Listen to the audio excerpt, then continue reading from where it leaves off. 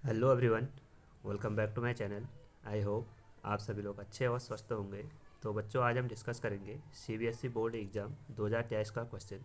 CBSE board exam 2023 का question paper आज हम डिस्कस करेंगे। तो इसमें पेपर कोड है हमारा 5621। इसमें आज हम फिर से ऑर्गेनिक केमिस्ट्री के पार्ट को डिस्कस करेंगे। तो अभी तक हमने ज़्यादातर क्वेश्चन ऑर्गेनिक केमिस्ट्री के किए हैं। तो सबसे पहले हम ऑर्गेनिक केमिस्ट्री के क्वेश्चन को एंड करेंगे, उसके बाद ही हम फिजिकल और इनऑर्गेनिक के क्वेश्चनों को स्टार्ट करेंगे। तो आज के जो क्वेश्चन हमारे बेस्ड रहेंगे वो एक तो हमारा राइमोटिमर रिएक्शन पर बेस्ड है, और सेकंड है यहाँ पे हमारा जब हम सैलिसिलिक एसिड का एसिटाइलेशन करते हैं तो वहाँ पे हमको कौन सा प्रोडक्ट ऑब्टेंड होता है, उसको यहाँ पे हमने डिस्कस करना है। तो आइए डिस्कस करते हैं आज के फर्स्ट क्वेश्चन से।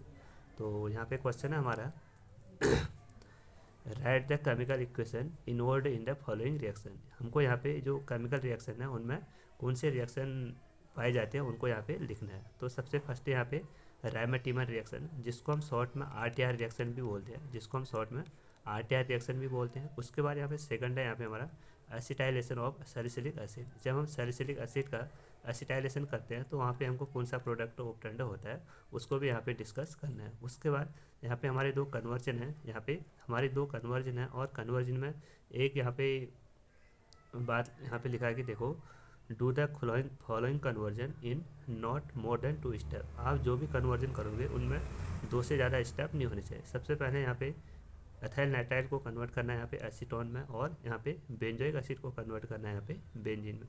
तो सबसे पहले हम यहाँ पे राइमोटिमर रिएक्शन को डिस्कस करते हैं। तो यहाँ पे देखो, राइमोटिमर रिएक्शन क्या होती है।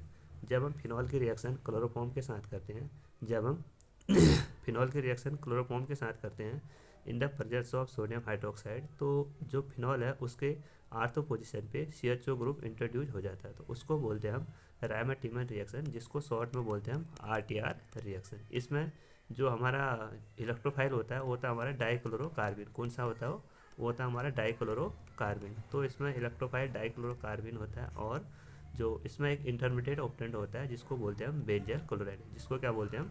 Benzyl chloride. तो आइए आप डिस्कस करते हैं इसमें कौन से रिएक्शन इन्वॉल्व होते हैं। तो सबसे पहले हम फिनॉल की रिएक्शन यहाँ पे क्लोरोफॉर्म के साथ करेंगे। क्लोरोफॉर्म का फॉर्मूला क्या होता है? CHCl3 in the presence of aqueous NaOH। तो यहाँ से हमको एक इंटरमीडिएट ऑक्टेंट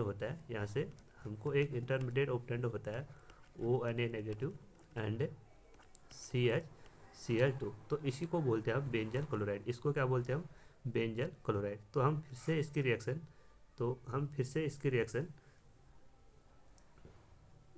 इसकी रिएक्शन हम सोडियम हाइड्रोक्साइड के साथ करते हैं। तो यहाँ पे देखो, क्लोरीन के 2 मॉलिक्यूल हैं, तो यहाँ पे हम NaOH के भी 2 मॉलिक्यूल लेते हैं। तो जैसे यहाँ पे NaOH के 2 मॉलिक्यूल लेंगे तो यहाँ से क्या होगा, 2 NaCl हमारा रिमूव हो जाएगा, 2 NaCl यहाँ से हमारा रिमूव हो जाएगा। तो यहाँ से हमको कंपाउंड ऑब्टेंड होगा बेंजीन, और यहाँ पे हो गया हमारा ONA नेगेटिव, एंड यहाँ पे हो गया हमारा CH।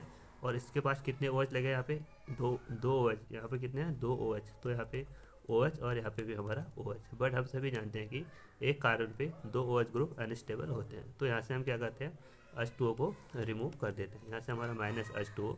तो यहाँ से हमको कंपाउंड ऑब्टेंड मिला बेंजीन, और यहाँ पे हो गया हमारा ONA नेगेटिव, एंड उसके बाद यहाँ पे हो गया हमारा CHO। तो यहाँ पे क्या बचा हमारा? CHO। तो हम फिर से इसका क्या करेंगे, हाइड्रोलिसिस। हम इस कंपाउंड का फिर से हाइड्रोलिसिस करेंगे। तो यहाँ से क्या होगा, ऑक्सीजन और सोडियम के बीच का बॉन्ड ब्रेक होगा, तो इसको मिलेगा हाइड्रोजन और इसको मिलेगा OH। तो यहाँ से हमको कंपाउंड ऑब्टेंड होगा बेंजीन, और यहाँ पे हो गया हमारा OH, और यहाँ पे हो गया हमारा CHO। तो यहाँ पे देखो, जो हमारा फिनॉल है इसके रेस्पेक्ट में इसको बोलते हैं हम आर्थो। तो इसके आर्थो पोजीशन में कौन सा ग्रुप इंट्रोड्यूस हुआ? इसके आर्थो पोजीशन पे CHO ग्रुप इंट्रोड्यूस हुआ। तो इसको बोलते हैं राइमोटिमर रिएक्शन। तो यहाँ पे क्या है, जब हम फिनॉल की रिएक्शन क्लोरोफॉर्म के साथ करते हैं in the presence of aqueous sodium hydroxide, तो यहाँ पे है हमको एक इंटरमीडिएट ऑब्टेंड होता है जिसको बोलते हैं बेंजल क्लोराइड। जैसे हम उसका हाइड्रोलिसिस करते हैं सोडियम हाइड्रोक्साइड के प्रेजेंस में, तो यहाँ पे हमको एक कंपाउंड मिलता है। उसके बाद हम फिर से इसका हाइड्रोलिसिस करते हैं, तब यहाँ पे हमको फाइनली कंपाउंड ऑब्टेंड होता है जिसको बोलते हैं हम सैलिसिलिक एल्डिहाइड। जिसको क्या बोलते हैं हम? सैलिसिल एल्डिहाइड इसका नेम हम बोलते हैं, या इसका एक आईपीएक नेम बोलेंगे तो CHO ग्रुप हमारा क्या होता है? मोर फंक्शनल ग्रुप होता है, यानी इसकी प्रायोरिटी ज़्यादा होती है। तो इसको हम फर्स्ट पोजीशन देते हैं और इसको देंगे हम सेकंड पोजीशन यानी अल्फा पोजीशन। तो इसको हम ये भी बोलते हैं आर्थो हाइड्रोक्सी बेंजल्डिहाइड भी इसका आर्थो हाइड्रोक्सी बेंजल्डिहाइड हम इसका नाम भी बोलते हैं। तो इसमें प्रोडक्ट क्या ऑप्टेंड हुआ, सैलिसिलिक एल्डिहाइड। उसके बाद यहाँ पे सेकंड क्वेश्चन था हमारा एसिटाइजेशन ऑफ सैलिसिलिक एसिड। तो यहाँ पे हमको जो सैलिसिलिक एसिड है उसका एसिटाइलेशन करना है, यानी सबसे पहले यहाँ पे सैलिसिलिक एसिड का फॉर्मूला लिखेंगे हम बेंजीन। जब हमारा बेंजीन से एक तो OH ग्रुप अटैच होता है, एक होता है हमारा COOH ग्रुप, तो इसको बोलते हैं हम सैलिसिलिक एसिड। जब हम इसकी रिएक्शन एसिटिक अनहाइड्राइड के साथ करते हैं, एसिटिक अनहाइड्राइड का फॉर्मूला क्या होता है, CH3COOCH3। तो जैसे हम सैलिसिलिक एसिड की रिएक्शन एसिटिक अनहाइड्राइड के साथ करते हैं, किसके साथ, एसिटिक अनहाइड्राइड के साथ, एसिटिक अनहाइड्राइड के साथ करते हैं, तो यहाँ पे क्या होता है, देखो यहाँ पे होती है हमारी शॉर्ट एंड मोमेंट रिएक्शन, यानी जो हमारा OH ग्रुप है ऑक्सीजन के पास क्या होते हैं, लॉन पेयर ऑफ इलेक्ट्रॉन, तो वो किस पे अटैक करेंगे, OH कार्बन पे अटैक करेंगे और यहाँ से हमारा इतना ग्रुप लीव हो जाता है। तो यहाँ से हमारा H ग्रुप भी लीव होता है और यहाँ से हमारा CH3CO ग्रुप भी लीव होता है, तो उससे हमारा H ग्रुप अटैच्ड हो जाएगा। तो वहाँ पे हमको कंपाउंड मिलेगा CH3COH, यानी एसिटिक एसिड यहाँ से हमारा रिमूव हो जाएगा। तो जैसे एसिटिक एसिड यहाँ से रिमूव होगा तो यहाँ से देखो एक तो COH ग्रुप प्रेजेंट है और यहाँ पे क्या है, OC⋅O CH3, तो इसको बोलते हैं हम एस्पिरिन। इसको क्या बोलते हैं हम, एस्पिरिन। तो यहाँ पे जब हम सैलिसिलिक एसिड का एसिटाइलेशन करते हैं तो वहाँ पे हमको एस्पिरिन ऑब्टेंड होता है। तो आई होप आप सभी को समझ में आ गया होगा, तो आप इन सभी रिएक्शन को नोट डाउन कर लें, ठीक है। उसके बाद यहाँ पे सेकंड क्वेश्चन क्या था, यहाँ पे कन्वर्जन था और उसमें बताया था कि जो भी आप कन्वर्जन करोगे उनमें 2 से ज़्यादा स्टेप नहीं होने चाहिए। तो आइए डिस्कस करते हैं। सबसे पहले यहाँ पे हमारा एथाइल नाइट्राइल CH3C⋅N। तो यहाँ पे देखो, यहाँ पे जो 2 कार्बन है और यहाँ पे 3 कार्बन है, तो हमको क्या करना है, एक तो यहाँ पे O ग्रुप को इंट्रोड्यूस करना है और यहाँ से N को रिमूव करना है और साथ ही साथ यहाँ पे एक CH3 ग्रुप को और इंट्रोड्यूस करना है। तो उसके लिए हम क्या करते थे, उसके लिए हम यहाँ पे यूज़ करेंगे ग्रिग्नार्ड रिएजेंट, यानी CH3Mg Br के साथ हम इसका रिएक्शन करेंगे। तो यहाँ पे देखो नाइट्रोजन मोर इलेक्ट्रोनेगेटिव होता है, तो ये क्या करेगा, इलेक्ट्रॉन को अपनी ओर ले जाएगा। तो इस पर तो आगे हमारा नेगेटिव चार्ज और कार्बन पे आगे हमारा पॉजिटिव चार्ज। उसके बाद जो हमारा ग्रिग्नार्ड रिएजेंट है, इसमें कार्बन और मेटल के बीच का बॉन्ड है, जो कार्बन होता है वो तो नेगेटिव होता है और जो मेटल होता है इलेक्ट्रॉन को डोनेट करता है, तो उस पर आता है हमारा पॉजिटिव चार्ज। तो जो हमारा CH3 नेगेटिव है वो तो कार्बोनिल कार्बन पे अटैक करता है और जो हमारा मैग्नीशियम है वो कहाँ पे अटैक करेगा, वो नाइट्रोजन पे अटैक करता है। तो यहाँ से हमको कंपाउंड ओपन होगा CH3C और यहाँ पे कितने कार्बन हो गए, डबल बॉन्ड, और उसके बाद यहाँ पे आ गया हमारा CH3, ठीक है। इतना ग्रुप आप रिमूव कर दो।